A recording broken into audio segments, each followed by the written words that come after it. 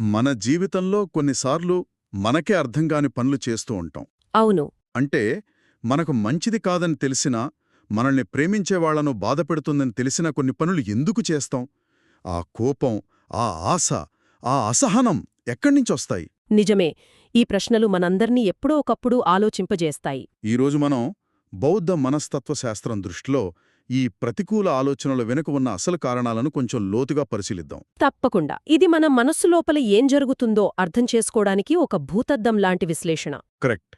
మన ఈరోజు చర్చ ముఖ్య ఉద్దేశ్యం అకుశల మూలాలు అని పిలువబడే మూడింటిని అర్థం చేసుకోవడం. అవి లోభం, ద్వేషం మరియు మోహం. హ్మ్. ఈ మూలాలు ఒక పెద్ద విషవృక్షానికుండే వేర్లలాంటివి. మన హానికరమైన ఆలోచనలు, చేతలన్నింటికీ ఇవే పోషణనిస్తాయన్నమాట. మూల గ్రంథంలో ఒక వాక్యం ఉంది, తినిమాని భిక్కవే అకుశలమూలాని. లోభో అకుశలమూలం, దోసో అకుశలమూలం, మోహో అకుశలమూలం. అంటే, ఓ భిక్షువులారా, ఈ మూడు అకుశల మూలాలు లోభం, ద్వేషం, మోహం. సరిగ్గా అదే. ఇక్కడ ముఖ్యంగా మనం గుర్తుంచుకోవాల్సిందేంటంటే, ఇవి కేవలం తాత్విక భావనలు కాదు, మన మనసు ఎలా పనిచేస్తుందో వివరించే చాలా ఆచరణాత్మకమైన ఫ్రేమ్వర్కులివి. ఆచరణాత్మకమైనవి. అవును. అకుశల చిత్తం అంటే హానికరమైన చైతన్యం వెనుక ఉన్న మెకానిజంను ఇవి వివరిస్తాయి.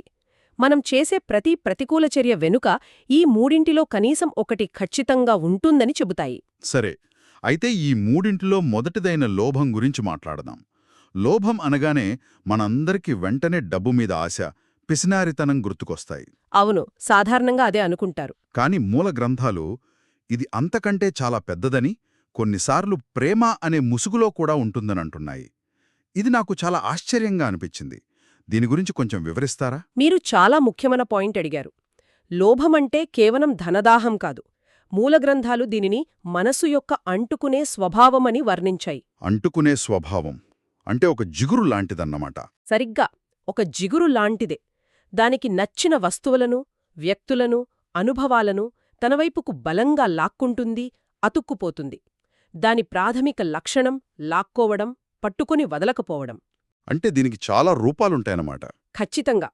మూలగ్రంథాలు దీన్ని 4 ప్రధాన రకాలుగా విడమర్చి చూపిస్తాయి. మొదటిది మనందరికీ తెలిసిందే, కోరిక లేదా వాంఛ. మన దగ్గర లేని వాటిని, అంటే ఒక కొత్త ఫోన్, ఒక పెద్ద ఇల్లు, సమాజంలో కీర్తి, ఇలాంటి వాటిని పొందాలనే బలమైన తపన. ఇది చాలా స్పష్టంగా ఉంది. మరి రెండోది? అదే నాకు ఆసక్తిగా ఉంది. రెండవది ప్రేమ లేదా అనురాగం. ఇక్కడే చాలామందికి సందేహం వస్తోంది. మూలగ్రంథాలు చెప్పేదేమిటంటే, కుటుంబం, స్నేహితులపై ఉండే ప్రేమ ఎప్పుడైతే... ఒక్క నిమిషం, ఇది కొంచెం కఠినంగా అనిపించడం లేదా? తల్లిదండ్రులకు పిల్లల మీద ఉండే ప్రేమను కూడా అత్తుకుపోయే స్వభావం అనగలమా? అది సహజంగదా? మంచి ప్రశ్న. ఇక్కడ తేడాని గమనించాలి. స్వచ్ఛమైన ప్రేమకు, అనుబంధం అనే బంధనానికి మధ్య ఒక సన్నని గీత ఉంటుంది. స్వచ్ఛమైన ప్రేమ ఇతరుల మంచిని కోరుకుంటుంది. కాని అనుబంధం నా వాళ్ళు, నా పిల్లలు, నా ఆస్తి అనే భావనతో ముడిపడి ఉంటుంది. వాళ్లు మనకు దూరమవుతారేమోనన్న భయం, వాళ్లను నియంత్రించాలనే ఒక సూక్ష్మమైన కోరిక, ఆ పొజెసివ్నెస్, ఆ క్లింగింగ్ స్వభావమే ఇక్కడ లోభం. అర్థమైంది. అంటే ప్రేమలో స్వేచ్ఛపోయి ఒక రకమైన పట్టుదల వచ్చినప్పుడు అది లోభంగా మారుతుందన్నమాట. చాలా సూక్ష్మమైన తేడా. అవును. ఇక మూడవ రూపం కామం లేదా విషయవాంఛ. అంటే ఇంద్రియ సుఖాల కోసం తీవ్రంగా ఆరాటపడటం. కళ్ళు, చెవులు, నాలుక, వీటి ద్వారా వచ్చే సుఖాలు. సరిగ్గా. ఇక నాల్గవది పిసినారితనం. ఇది కోరికకు వ్యతిరేక దిశలో పనిచేస్తుంది. ఇప్పటికే మన దగ్గరున్న వాటిని ఇతరులతో పంచుకోకుండా, వదులుకోకుండా గట్టిగా పట్టుకోవడం. వావ్! అంటే లాక్కోవడం, వదలకుండా పట్టుకోవడం, ఈ రెండూ లోభం యొక్క రెండు ముఖాలన్నమాట. అయితే మూలంలో ఒక ఆసక్తికరమైన వ్యత్యాసం కూడా ఉంది. కోరిక అనే పదం ఎప్పుడూ లోభం కాదు. ఉదాహరణకు, ధ్యానం చెయ్యాలనే కోరిక లేదా ఇతరులకు సహాయం చెయ్యాలనే తపన వంటివి లోభం కిందికి రావు. కరెక్ట్. వాటిని ఛంద అని పిలుస్తారు. అంటే మంచి ఉద్దేశాలు. ఒక పని వెనుక ఉన్న చోదక శక్తి ఏమిటి అనేది ఇక్కడ ముఖ్యం. ఇక దీని పర్యవసానాల గురించి కూడా మూలగ్రంథం కొన్ని బలమైన రూపకాలను వాడుతుంది. తీవ్రమైన లోభం, అనుబంధం ఉన్నవారు పాములు, ఎలుకలు వంటి జంతువులుగా, లేదా నిరంతరం ఆకలితో దాహంతో బాధపడే ప్రేతాత్మలుగా తిరిగి జన్మించవచ్చని చెబుతుంది. అమ్మో, ఇది వినడానికి కొంచెం భయంగా ఉన్నా ఆ మానసిక స్థితి ఎంత బలంగా బంధిస్తుందో చెప్పడానికి ఇది ఒక పదునైన రూపకంలా అనిపిస్తోంది. సరిగ్గా అదే. ఇది కేవలం భయపెట్టడానికి చెప్పింది కాదు, ఆ మానసిక స్థితి యొక్క తీవ్రతను అర్థం చేయించడానికి చెప్పిన ఒక సైకలాజికల్ అనాలజీ. అంటే మనసు ఎక్కడ అతుక్కుపోతుందో మన చైతన్యం కూడా అక్కడే చిక్కుకుపోతుందనే దీని ఉద్దేశం. సరే, లోభమనేది మనల్ని లాగే ఒక అయస్కాంతం లాంటిది. మరి దీనికి పూర్తిగా వ్యతిరేకమైన శక్తి కూడా ఉంటుంది కదా. అవును. అంటే మనకు నచ్చని వాటిని దూరం నెట్టేసే ప్రవృత్తి. అదే మనం ఇప్పుడు చర్చించబోయే రెండవ మూలం, ద్వేషం. అవును. పాలీలో దీనిని దోస అంటారు. ఇది మనసు యొక్క వికర్షణ శక్తి.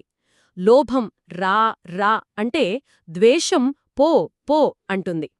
తనకు నచ్చని వాటిని దూరం నెట్టడానికి లేదా నాశనం చేయడానికి ప్రయత్నిస్తుంది.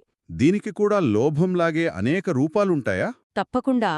మూలం ఆధారంగా చూస్తే మొదటిది శత్రుత్వం లేదా కోపం. ఇది మనకు సులభంగా అర్థమయ్యే రూపం. హ్మ్, రెండవది చాలా ఆసక్తికరమైనది, భయం. భయమా? ఇదే నాకు చాలా కొత్తగా అనిపించింది. భయాన్ని ద్వేషంలో ఒక భాగంగా చూడటం. సాధారణంగా మనం భయపడినప్పుడు పారిపోవాలని చూస్తాం, దాడి చేయాలని కాదు గదా. మీరు చెప్పింది నిజమే. అవి రెండూ వేర్వేరు అనుభూతులుగా అనిపిస్తాయి, కానీ వాటి మూలంలో ఉన్న యాంత్రిక విధానం ఒకటే, వికర్షణ. వికర్షణ. మనకంటే శక్తివంతమైన వారి నుండి ముప్పు ఎదురైనప్పుడు కలిగే ప్రతిచర్యే భయం. ఆ ప్రమాదకరమైన పరిస్థితి నుండి మనల్ని మనం దూరం చేసుకోవడానికి అది ప్రేరేపిస్తుంది. కోపం ప్రమాదాన్ని దూకుడుగా నెట్టివేయడమైతే, భయం ఆ ప్రమాదం నుండి మనల్ని మనం వెనక్కి నెట్టుకోవడం. వావ్! అంటే రెండింటిలోనూ నెట్టివేత అనే ప్రక్రియ ఉందా? సరిగ్గా. అందుకే మూల గ్రంథాలు భయాన్ని కూడా ఒక రకమైన ఏహ్యభావంగా, ద్వేషం యొక్క ఒక రూపంగా వర్గీకరించాయి. ఈ కోణంలో ఎప్పుడూ ఆలోచించలేదు. చాలా లోతైన విశ్లేషణ ఇది. నిజమే. ఇక మూడవ రూపం విద్వేషం. అంటే కాలక్రమేణా పదే పదే పెంచుకున్న ద్వేషం. నాల్గవది అసహ్యం. ఇవన్నీ ద్వేషం యొక్క వివిధ ఛాయలే. మరి దీని పర్యవసానాలు? తీవ్రమైన ద్వేషమనేది నరకంలో పునర్జన్మకు లేదా పులులు, సింహాలు వంటి క్రూరమైన జంతువులుగా పుట్టడానికి దారితీస్తుందని చెప్పబడింది. ఇవి కూడా రూపకాలే. ద్వేషంతో నిండిన మనసు నిరంతరం వేదనతో అగ్నిగుండంలా మండుతుందని చెప్పడానికే ఈ రూపకాలు. సరే, ఇప్పుడు మనం లాగడం, నెట్టడం అనే రెండు శక్తుల గురించి మాట్లాడుకున్నాం. కాని మూలగ్రంథాలు మూడవదైన మోహం అన్నింటికన్నా అత్యంత ప్రమాదకరమైనది అంటున్నాయి. అదే నాకు అర్థం కావడం లేదు. కోపం, ఆశ లాంటివి ఎంతో నష్టం కలిగిస్తాయి గదా. వాటికంటే కేవలం తెలియకపోవడమనేది ఎలా ఎక్కువ ప్రమాదకరమవుతుంది? ఇది అత్యంత కీలకమైన ప్రశ్న. మోహం చూడటానికి నిశ్శబ్దంగా ఉన్నా తెరవెనుక ఉండి అసలు నాటకాన్ని నడిపించే సూత్రధారి ఇదే. సూత్రధారి. అవును. మోహమంటే ఒక రకమైన మానసిక అంధత్వం లేదా దట్టమైన పొగమంచు.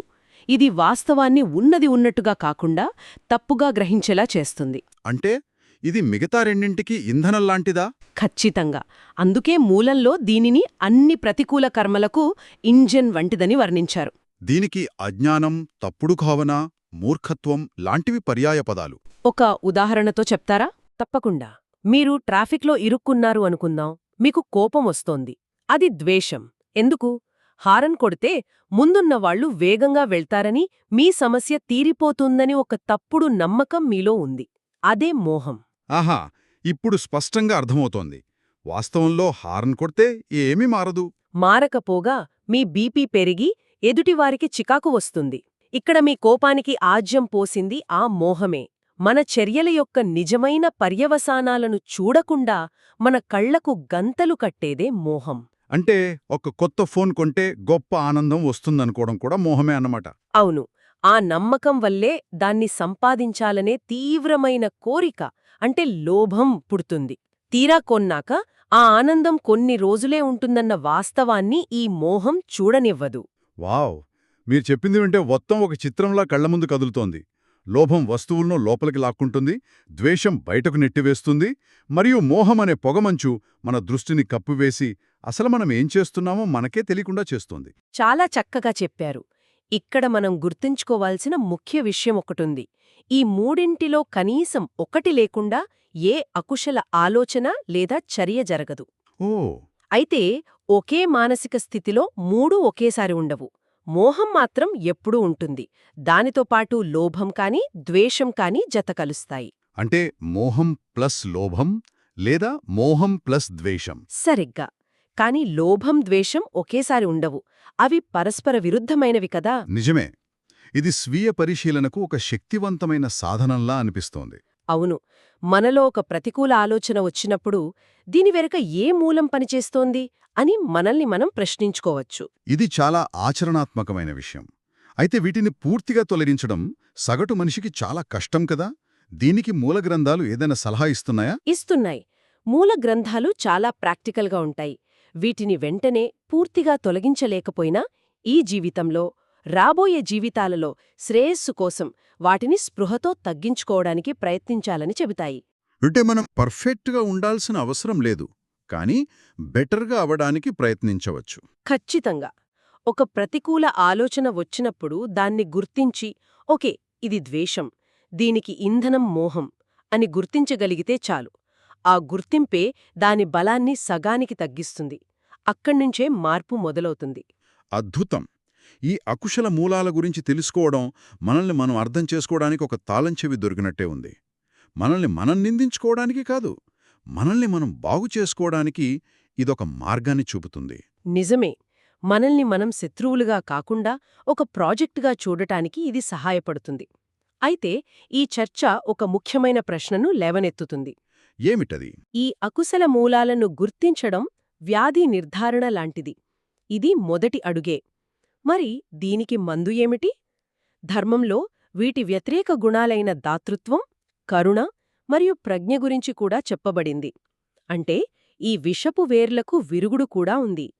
మరి ఈ అకుశల శక్తులను ఎదుర్కోవడానికి ఆ కుశల శక్తులను మనలో ఎలా పెంపొందించుకోవచ్చు? మనసు అనే తోటలో ఈ కలుపు మొక్కలను పీకేసి మంచి పూల మొక్కలను ఎలా నాటాలి? బహుశా మనం ఆలోచించాల్సిన తదుపరి విషయం అదేనేమో.